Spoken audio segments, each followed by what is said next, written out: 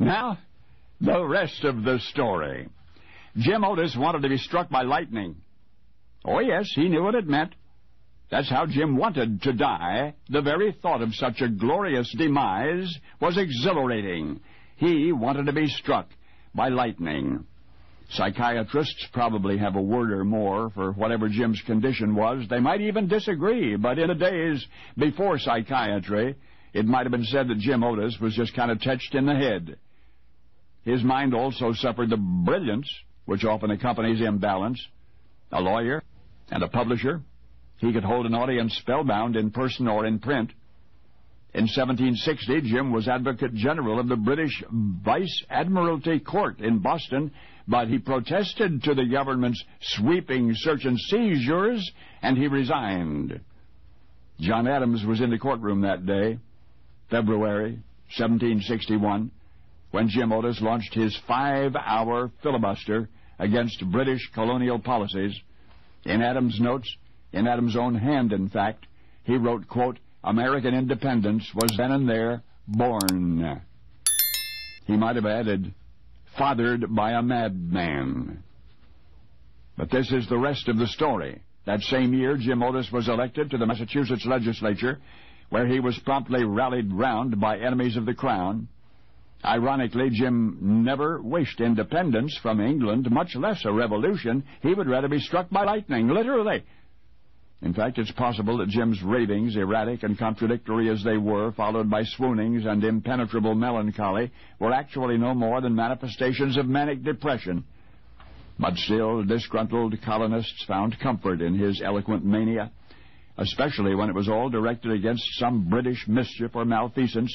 The only challenge to those who one day would take up arms against England was to keep unpredictable Jim Otis from embarrassing them with his insanity. Then one night in September of 1769, the problem took care of itself.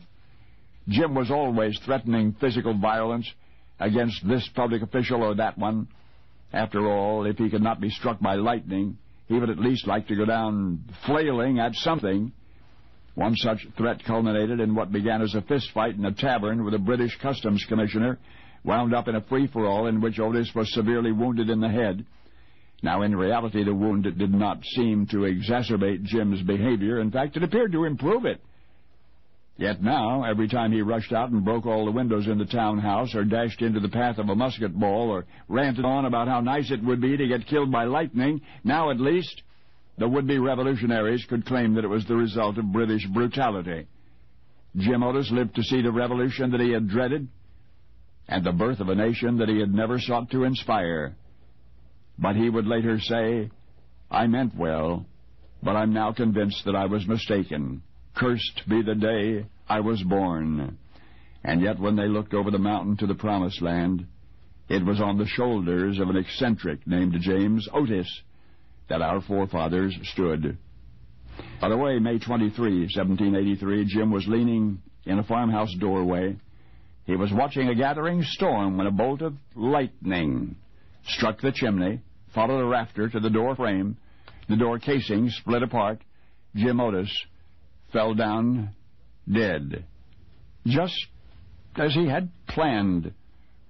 Only now you know the rest of the story.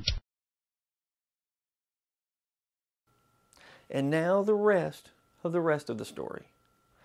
James Otis Jr. was an attorney, a member of the colonial legislature, Freemason, and a political activist for the patriotic cause. In February 1725, James was born in West Barnstable, Massachusetts. At least 4 members of his family, his sister, 2 brothers, and a nephew, eventually became leaders during the American Revolution. Although James didn't openly call himself a revolutionary, he is technically a founding father. Due to his mental illness, which he attempted to soothe with alcohol, James Otis is often ignored by historians. Some people consider his erratic behavior to be an embarrassment to the early history of the United States.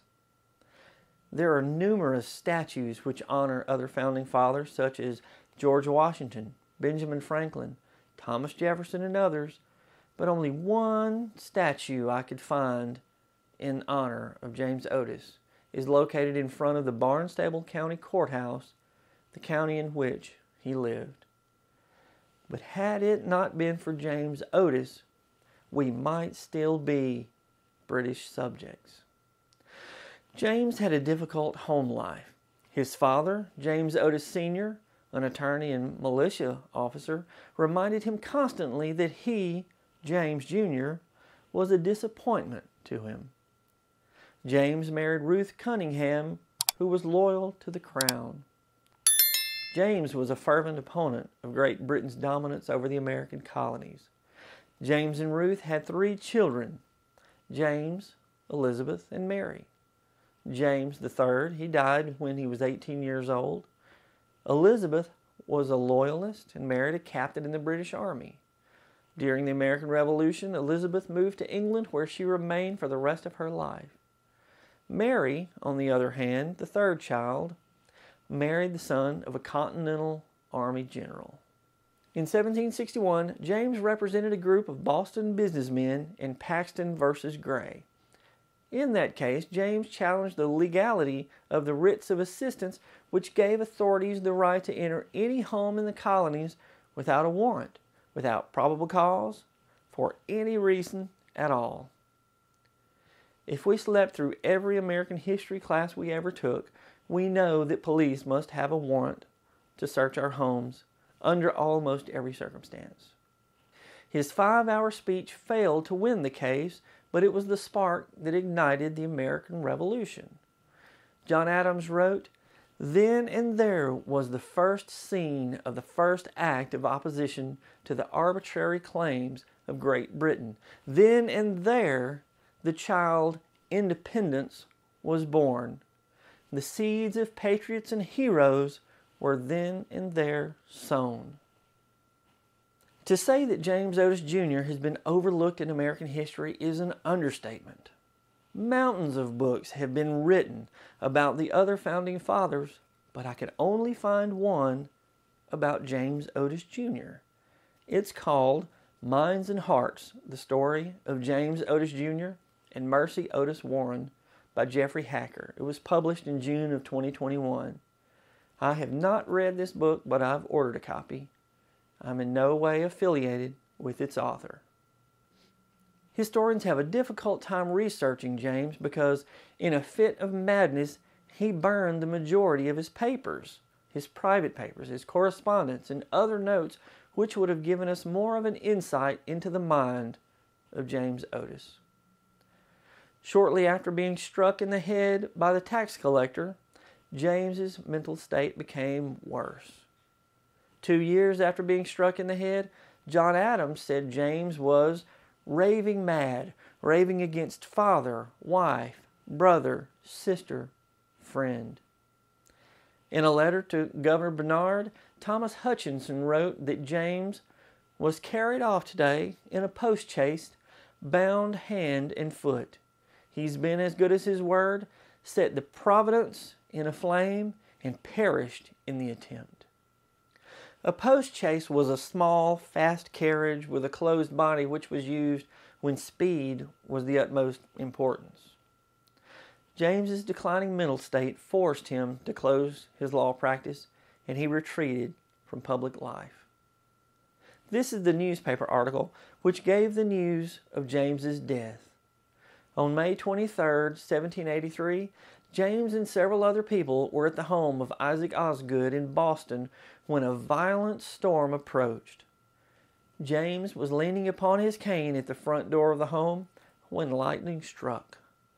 James was killed instantly. Several other people were stunned by the lightning strike, but quickly recovered.